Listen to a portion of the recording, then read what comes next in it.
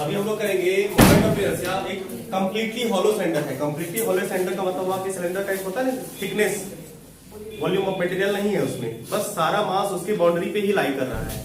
उसका moment of inertia कैसे निकालें? और ये जो किस एक्सिस के अबाउट निकाल रहे हैं हम लोग, अभी सिलेंडर का जो एक्सिस है ना, सेंटर ऑफ मास के अबाउट जो पास कर रहा है उसके अबाउट निकाल रहे हैं पूरा सिलेंडर। हाँ है, खोलो। अब ये एक्सिस है हमारा, इस एक्सिस के अबाउट सेंटर ऑफ मास से भी पास कर रहा है और सिलेंडर के एक्सिस से भी पास कर रहे हैं। इसके अबाउट सेंटर ऑफ मास निकालना है। तरीका क्या होगा कि हम लोग क्या करेंगे, ये सिलेंडर है ना, गोल है, तो अगर इसके एक स्लाइस को काटोगे तो आपको रिंग नहीं मिलेगा, रड वाला रिंग मिलेगा नहीं। अगर आप इसे एक स्लाइस कट करोगे तो आपको एक रिंग मिलेगा, इस तरह का कुछ, बोलो मिलेगा, ये वाला सिलेंडर का। क्या इसके टॉप व्यू को देख लो, अगर इसी रिंग का टॉप व्यू ऐसा होगा, बोलो ना रे, ऐसा होगा एक रिंग, कोई दिक्कत? इसका मास कितना, डीएम, कितने लेंथ का होगा ये, कितने लेंथ का होगा? पूरा इसका लेंथ होगा, देखो रेडियस तो इसका भी सेम ही होगा, जहां बोर्ड पे ध्यान दो, इसका रेडियस तो सेम ही होगा रे, चाहे यहां पे रिंग काटो या यहां पे रिंग काटो, ये यही होगा, आर ही होगा, बोलो। अब इसकी वजह से मोमेंट ऑफ इनर्शिया कितनी आएगी, डी आई, कितना, डी एम आर स्क्वायर, बोलो। कोई दिक्कत? इंटीग्रेट कहां से करोगे, आर तो कांस्टेंट ही का है, इंटीग्रेट करने के चक्कर में डी आई इंटीग्रेट करिएगा वो, तो डी आई आई बनेगा, आर स्क्वायर कांस्टेंट और डीएम इंटीग्रेट बनेगा। तो ये पूरा सिलेंडर का जो टोटल मास है वो आर पे ही है, तो पूरा डीएम इंटीग्रेट हो रहा है, पूरा डीएम इंटीग्रेट होकर कितना बनेगा, एम बनेगा। आई बराबर कितना हुआ, एम आर स्क्वायर। क्या जाना महीना, जाना महीना, जाना माना फार्मूला बोल रहे थे, जाना महीना, जाना पहचाना रिजल्ट है ना, ये किसका है याद है आपको, रिंग का, रिंग का, बस देखो वही है ना, नहीं मतलब मोमेंट ऑफ इनर्शिया रिंग हो और moment of inertia hollow cylinder है, इसको हॉलो सिलेंडर कहेंगे, नहीं हॉलो सिलेंडर नहीं कहेंगे, कंप्लीटली हाँ हॉलो सिलेंडर हो। देखो दोनों का सेम था, एम आर स्क्वायर, एक के साथ एक फ्री हुआ ना, बोलो फटाफट छापो और सॉलिड सिलेंडर का करके दिखाओ। देखिए अगर यहीं पे अगला होगा, अगर हमारे पास कंप्लीटली हॉलो नहीं, यहाँ पे सॉलिड सिलेंडर हो, कंप्लीटली हॉलो नहीं यहाँ पे हमारा, अगर सॉलिड सिलेंडर हो, ठीक है, moment of inertia of solid cylinder, solid cylinder, तो क्या होगा, ये सिलेंडर पूरा भरा पड़ा रहेगा,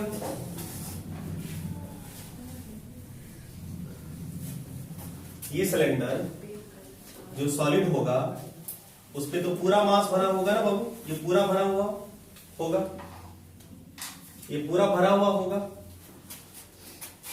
पहले बोर्ड पे देखो, या तो खुद से करो नहीं तो दोनों काम मत करो।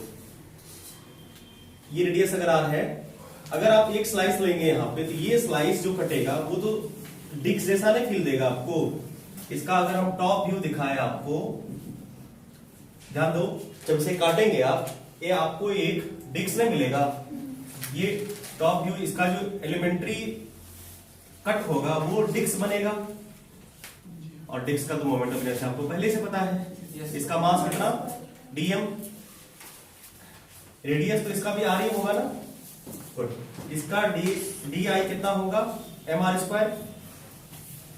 इसका मोमेंट ऑफ इनर्शिया बताओ ना, देखिए डिक्स का रे moment of inertia M R square, तो D M R square by 2, कोई दिक्कत? इसी को इंटीग्रेट करेंगे, अगर इंटीग्रेट कर देंगे तो डी आई आई बन जाएगा। अब बोलो इसमें बचा क्या, आर कांस्टेंट बाहर कर लेते हैं, 2 कांस्टेंट बाहर कर लेते हैं, बस डीएम ही तो इंटीग्रेट होना है, और डीएम इंटीग्रेट होकर कितना हो जाएगा बाबू, एम, तो हो गया तुम्हारा एम आर स्क्वायर बाय 2। बताइए, चाहे वो डिक्स हो, मतलब जो सेंटर ऑफ मास इसका एलिमेंट्री पार्ट कंटेन करेगा वही सेंटर ऑफ मास ये खुद कंटेन करता है। देख लो साक्षात तुम्हारे सामने है। अगर ये समझ ही गए तो एक और करिए लीजिए फटाफट। अगर आप ये समझ ही गए हैं तो आप ये बताइए इसका centre of mass centre moment of inertia है ना, ये एक सिलेंडर है। अब की बार सिलेंडर के बाउंड्री में कुछ थिकनेस है, आई बात समझ में? तो बताइए इसका मोमेंट ऑफ इनर्शिया कितना होगा? तो मास तो अब यहाँ पे है ना, बस हाँ समझ पाए सिस्टम क्या है? बस वही होगा है ना। ये रेडियस अगर R1 है और ये रेडियस अगर R2 है, आप इसे बना के दिखाएं, कोई दिक्कत नहीं। इसका एक एलिमेंट्री पार्ट कट करेंगे और जब आप इसे एलिमेंट्री पार्ट कट करिएगा बाबू तो आपको है ना, आपको इसका टॉप व्यू दिखा है। इसका टॉप व्यू कैसा बनेगा? इस वाले पार्ट का टॉप व्यू ऐसा कुछ बनेगा। देखो ऐसे और फिर ऐसा, ये बनेगा टॉप व्यू इसका। और टॉप व्यू तो आपको रिंग जैसा दिख रहा है ना बाबू। इसका ये R1 और ये वाला R2। आपको पता है कि इसका मास dm होने वाला है, इसका मोमेंट ऑफ इनर्शिया कितना बन जाएगा बाबू? di, और di कितना होगा? di हो जाएगा। इसका मोमेंट ऑफ इनर्शिया याद है? नहीं, कोई बात नहीं। कितना था? नहीं याद है? बोले थे ना mr²/2 याद रखिएगा। mr²/2 होगा और r की जगह क्या होता था? r2² प्लस r1 का स्क्वायर। ये m ना होके कितना हो जाएगा? बस dm हो गया। और इसी को इंटीग्रेट करेंगे तो di मिलेगा आपको। तो di i बन जाएगा और इंटीग्रेट होके कितना हो जाएगा? हाँ, dm/2 r2² प्लस r1²। दिख रहा है क्या?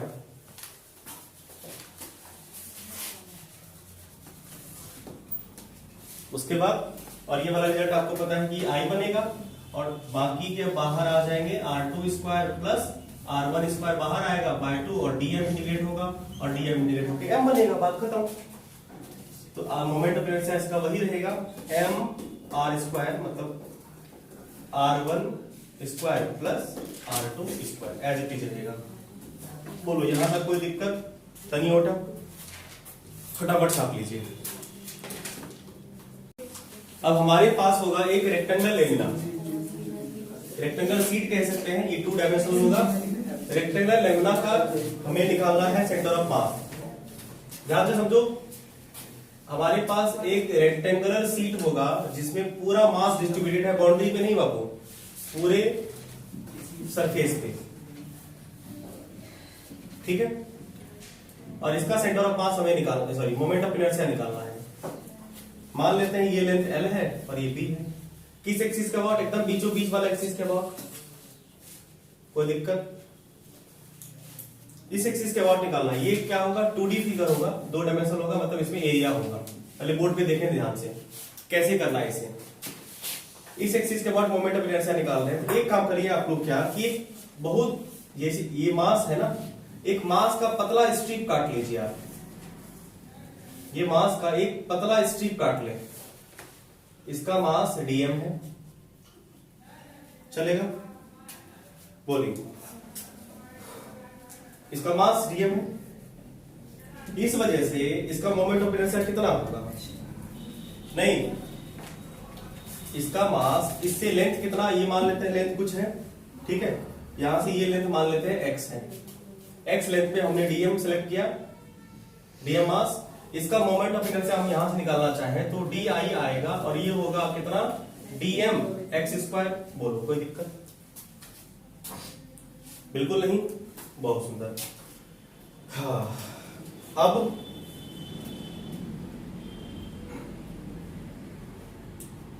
यहां तक कोई दिक्कत नहीं है।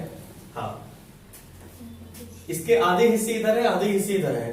या तो आप 0 से लेके, ये पूरा कितना है? L है ना, प्लस L/2 माइनस L/2 करो या इंटू 2 कर दो। हम लोग इंटू 2 करते हैं। लिमिट कहां से कहां डालेंगे बाबू? 0 से लेके प्लस L/2 तक।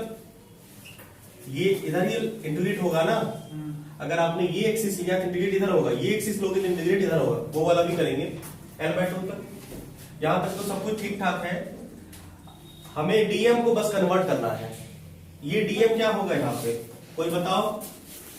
सरफेस चार्ज डिस्ट्रीब्यूशन लगेगा तो sigma sorry mass distribution m by A, और यहाँ पे m dm, और एरिया इसका क्या होगा बताओ? तो एरिया इसका लेंथ इंटू ब्रेथ।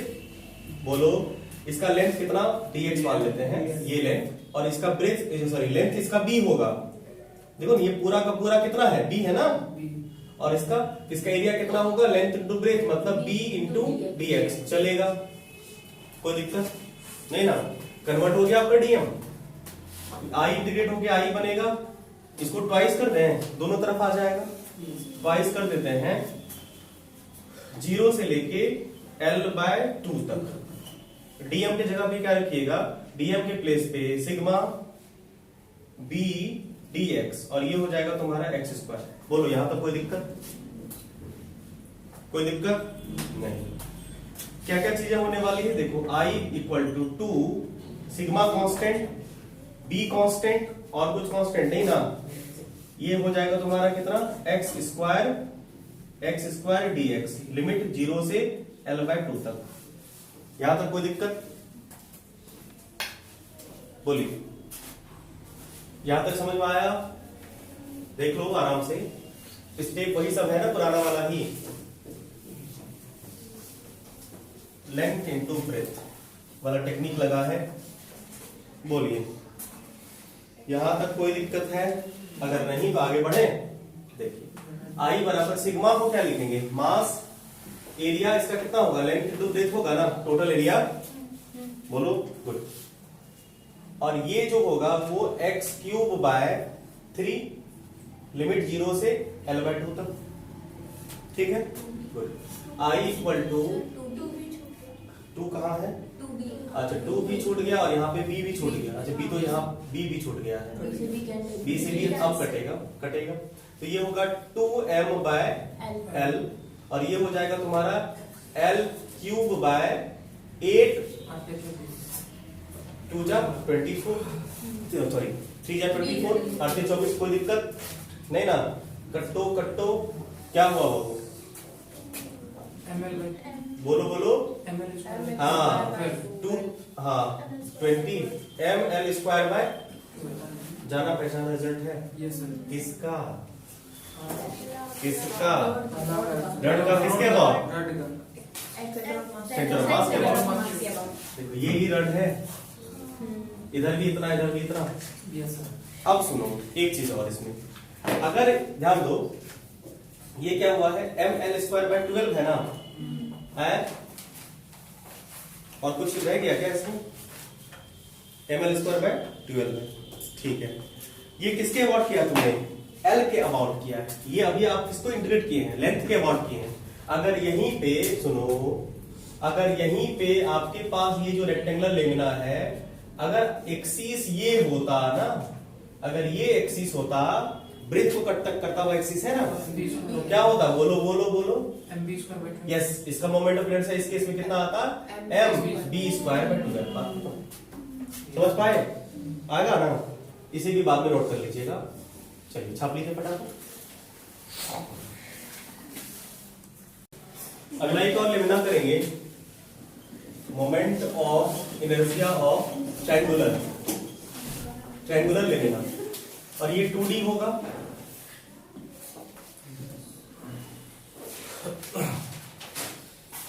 एक ट्रायंगुलर लेमिना है जिसका मास m होगा, और स्लैंट ये जो हाइट है h होगा, और स्लैंट हाइट l होगा।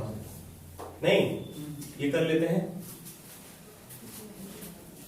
अबाउट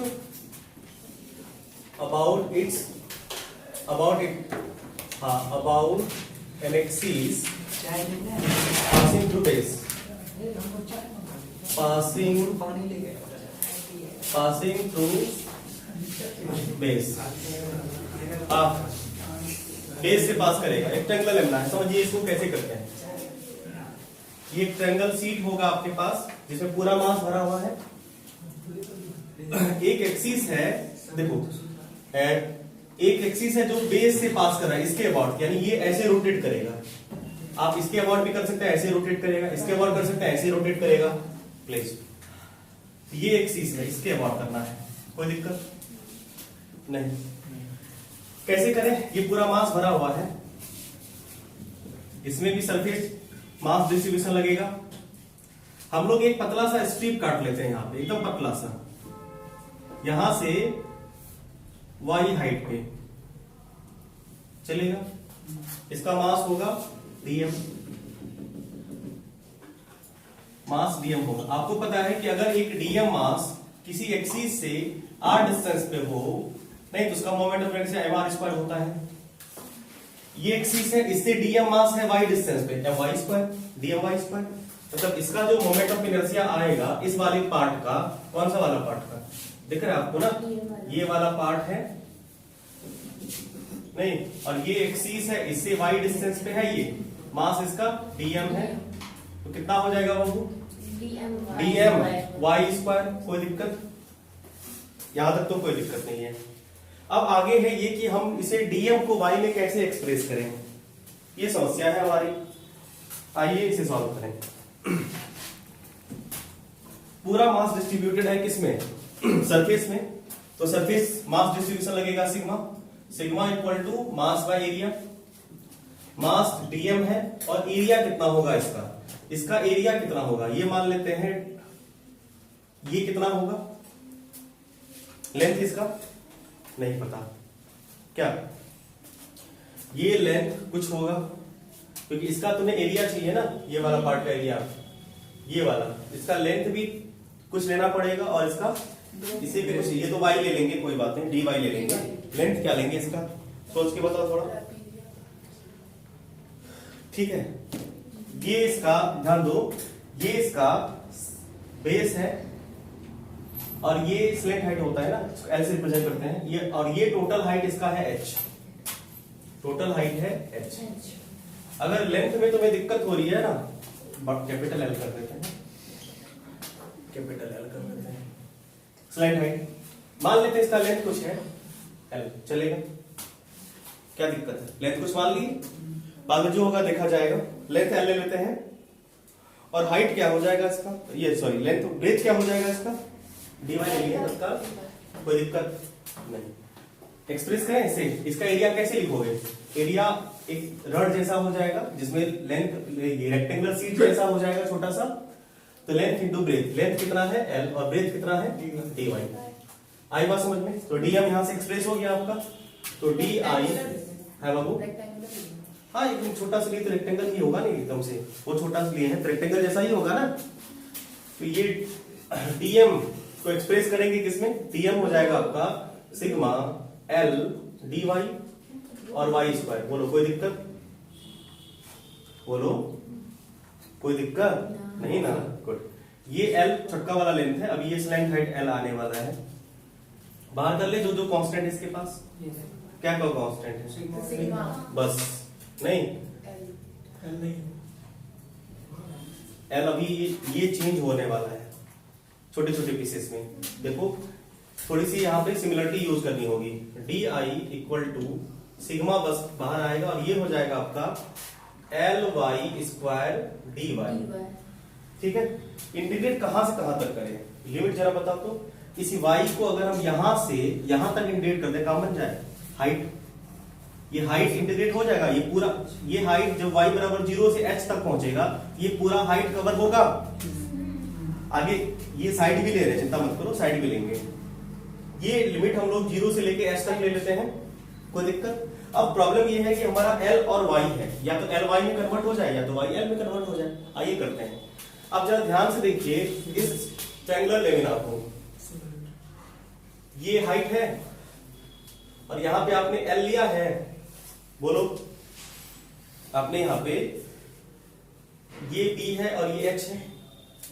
क्या ये ट्रायंगल और ये ट्रायंगल आपस में सिमिलर होंगे? सिमिलर होंगे तो कॉरस्पॉन्डिंग साइड के रेशियो बराबर होते हैं।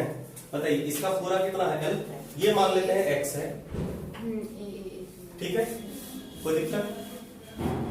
पूरा लगा दो, इसका पूरा लेंथ ये है L, तो L बाय B, इसका बेस और इसका बेस चलेगा, इक्वल टू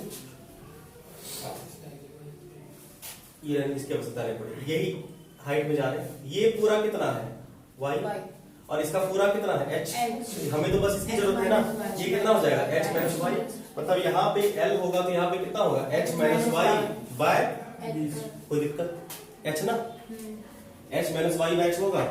अब देखो l कन्वर्ट हो गया h में, l कन्वर्ट हो गया h में, बस h कांस्टेंट है b कांस्टेंट है तो सिर्फ y और या l वेरिएबल आया, रिजॉल्व कर लें इसे, बहुत बढ़िया।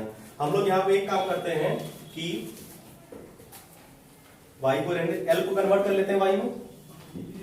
चलो l को क्या लिखोगे यहाँ से, कोई बताओ l को क्या लिखोगे, l equal to b h by h minus y, बोलो कोई दिक्कत। जब मल्टीप्लाई करिएगा तो ये कट जाएगा, क्या बचेगा बोलो, b माइनस, ये जब मल्टीप्लाइड होगा तो b minus y by h बचेगा, क्या वाई बी बाय एच। जब इसको सॉल्व करेंगे तो b एच एच कट जाएगा, b minus y b by h बचेगा ओनली, बोलो कोई दिक्कत, क्या नहीं देते हैं कोई, l के प्लेस पर रखिए जैसे b बाय h, क्योंकि कांस्टेंट है तो बाहर कर लेंगे, और ये हो जाएगा आपका l h minus y square d y, बोलो कोई दिक्कत, 0 से लेके h तक।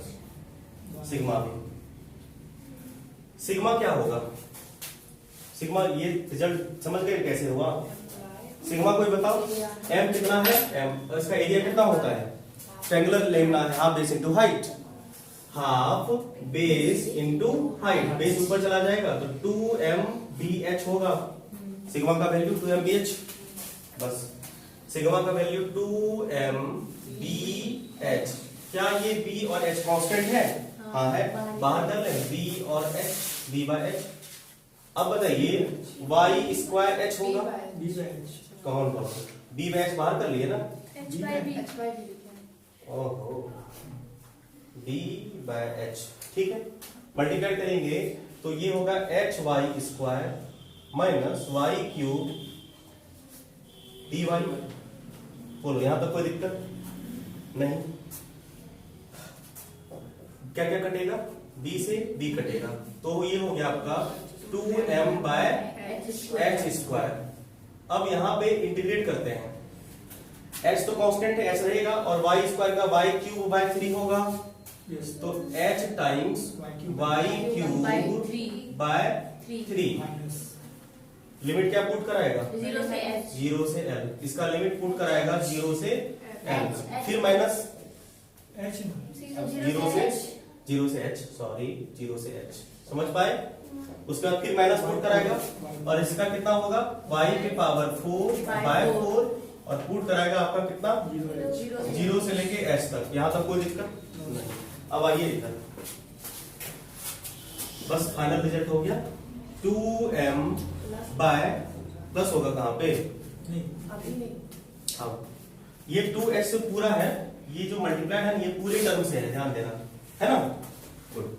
अब क्या होगा, h बाहर कर लेते हैं, y की जगह पे h पुट करिएगा तो ये हो जाएगा h पे पावर 3 बाय 3 माइनस h पे पावर 4, h पे पावर 4 बाय 4, कोई दिक्कत, देखो h क्यूब और h 4 हो जाएगा, ये हो जाएगा आपका 2m h स्क्वायर, h पे पावर 4 बाय 3 और h पे पावर 4 बाय 4, एलसीएम लेंगे, h स्क्वायर का, हाँ अब कटेगा एलसीएम लेके, तो 2m h स्क्वायर, एलसीएम लेंगे तो एलसीएम कितना आएगा 12, बोलो, और 4 में से 3 जाएगा तो 1 h स्क्वायर, h पे पावर 4 बचेगा, हाँ या ना, बोलो बचेगा, कुछ कटेगा, कटा दो, 4 से 4 गया 2 टाइम्स में, इससे गया 6 टाइम्स में, कुल मिला के कितना हुआ m h square by 6, answer फटाफट छापिए,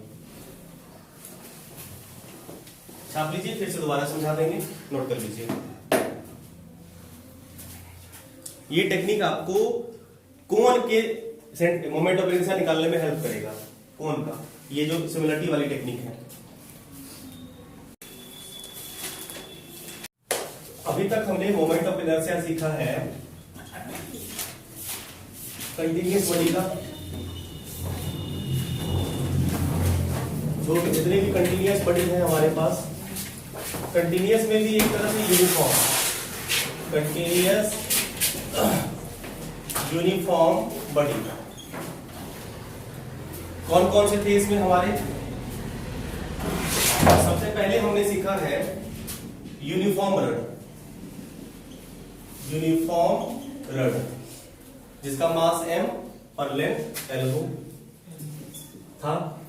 इसके दो केस हमने करे थे। एक जो एक्सिस था वो हाँ about axis passing centre of mass से था, मतलब ये वाला था ना, ये वाला। इस केस में इसका से मोमेंट ऑफ इनर्शिया आया था सर हमारे पास कितना, mr² बाय 12, यहाँ ml² बाय 12 होता था। और इसके जो दूसरे पार्ट थे हमारे पास अबाउट एक्सिस, हाँ axis passing any one end, किसी वन इंड के अबाउट, किसी एक इंड के अबाउट नहीं। और ये था हमारे पास इस इंड के अबाउट या कोई एक इंड के अबाउट, और ये था कितना सर, I = ml² बाय 3 था। कंफर्म? ये रड से रिलेटेड बातें थी, ml² बाय 3 था। उसके बाद हमने सीखा है रिंग का। दूसरा था आपके पास एक रिंग होगा। रिंग हमारे पास दो तरह के थे। एक रिंग था हमारे पास कौन सा वाला, सर्कुलर वायर वाला। इसको सर्कुलर वायर भी आ जाएगा ना, तो वही करो। क्यों? क्योंकि इसमें ये 1D होगा ना। ये रिंग आपके पास 1 डायमेंशनल, क्योंकि इसके पास पूरा मास कहां पे डिस्ट्रीब्यूटेड होगा, लेंथ पे सरकमफ्रेंस पे, नहीं ये वाला, क्योंकि इसमें एक ही रेडियस होंगे, रेडियस r मास m। इसका मोमेंट ऑफ इनर्शिया आया है हमारे पास सर I = mr²। आसान था। और दूसरा एक रिंग था हमारे पास, एक ऐसा रिंग जिसके पास नहीं r1 और r2 होंगे, इनर रेडियस और आउटर रेडियस होंगे। ये वाला नहीं, r1 और r2 होगा। और इसका मोमेंट ऑफ इनर्शिया बहुत सुंदर था, mr²/2, m/2 और r की जगह पे r1² प्लस r2² यूज करना। एकदम बिल्कुल आसान शब्द जड़े हैं, ठीक है। अब हमारे पास एक था डिस्क। डिस्क तो 2D की कैटेगरी में आ जाएगी, ये वाला भी पार्ट 2D की कैटेगरी में आएगा। तो डिस्क में पूरा मास डिस्ट्रीब्यूटेड होगा ओवर द सरफेस पे। और इस हाँ किसके अबाउट निकाल रहे हैं, ये जो अबाउट है वो किसके सेंटर ऑफ मास से पास तो कर ही रहा है। दूसरा इस सर्कल के मतलब डिस्क के सरफेस प्लेन के परपेंडिकुलर से एक्सिस पास होना चाहिए। तो ये हो जाएगा तुम्हारा I = ये था mr² बाय 2। और याद रखने का तरीका हम बताए थे कि रिंग का नहीं, इसका और इसका देखो, इसका हाफ हुआ है, कम मोमेंट ऑफ इनर्शिया है। रीजन ये है इसका मास जितना दूर होगा ना, मोमेंट ऑफ इनर्शिया उतना ज्यादा आएगा। तो देखो ये पूरा का पूरा मास इसके सरकमफ्रेंस पे डिस्ट्रीब्यूटेड है, इसलिए मास दूर है, मोमेंट ऑफ इनर्शिया ज्यादा आया। है बाबू मास तो दोनों अलग हम बोले इसका भी मास 10 kg है, इसका भी मास 10 kg है। बोल तो नहीं कि इसका 10 kg पूरे सरकमफ्रेंस पे डिस्ट्रीब्यूटेड है और इसका 10 kg पूरा सरफेस पे डिस्ट्रीब्यूटेड है। मास कैसे अलग अलग? हम बोल रहे मास सेम। तब क्या होगा इसका मोमेंट ऑफ इनर्शिया? हाँ इसका हाफ होगा। रीजन क्या है कि ये मास यहाँ पे भी है, यहाँ पे भी है, हर मास अलग अलग लेंथ पे है। लेंथ बदलेगा, मोमेंट ऑफ इनर्शिया भी बदलेगा। ये था आपका। उसके बाद हमने सीखा था किसका, सिलेंडर का। नहीं तो सिलेंडर में आपके पास 3 थे। एक था आपके पास हॉलो सिलेंडर था। नहीं हॉलो सिलेंडर का मोमेंट ऑफ इनर्शिया आया था बिल्कुल वैसा ही जैसा सर्कुलर ये वाला वायर का है, नहीं mr²। एक था आपके पास सॉलिड सिलेंडर में उतना ही आया था जितना डिस्क का होता है, और डिस्क का mr² बाय 2। और एक हमारे पास था नहीं सेमी हॉलो कह सकते हैं, सेमी हॉलो कह सकते हैं, ये वाला सिलेंडर जिसके कुछ हिस्से में मास था, कुछ हिस्सों में नहीं, बाउंड्री में मास था। ये वाला सिलेंडर का जो था वो था कितना बाबू, मोमेंट ऑफ इनर्शिया जो इसका होता था ये रिंग वाले का m/2 नहीं और ये r1 square plus r2 square था। सिलेंडर का हो गया। लेमिना था क्या उसके बाद? रेक्टेंगल था। उसके बाद अगला था हमारे पास लेमिना। अभी तक हमने 2 लेमिना करे हैं। एक लेमिना हमारे पास रेक्टेंगुलर शेप का था, रेक्टेंगुलर शेप का लेमिना था इस तरह से। आप इसी से फिर स्क्वायर लेमिना भी कर सकते हैं, साधारण है। रेक्टेंगल का लेमिना था, इसका आता था वही जो रड का होगा। अगर ये एक्सिस इस लेंथ के अबाउट पास हो रहा होगा ना, तो ये होता था सर कितना, m जो रड का होता था कितना, ml square by 12, ml square by 12। और अगर यही लेमिना में नहीं, अगर ये एक्सिस ब्रेथ के अबाउट पास करेगा तो ये होता था mb स्क्वायर नहीं, mb स्क्वायर बाय 12। और एक लेमिना था हमारे पास ट्रायंगुलर लेमिना था, और ट्रायंगुलर लेमिना का रिजल्ट होता था, याद होगा आपको, mh square by 6, mh square by 6। ये कंप्लीट ओवरव्यू हो गया। मेरा कहना है कि आसान है याद रखना। क्या बस दिमाग को फिगर पे कंसंट्रेट करो, किसके अबाउट निकाला गया है, एकदम बिल्कुल सा तुम्हारा दिमाग में फोटो छपा हुआ होगा। क्लियर है? बिल्कुल। चलिए अब आगे बढ़ते हैं।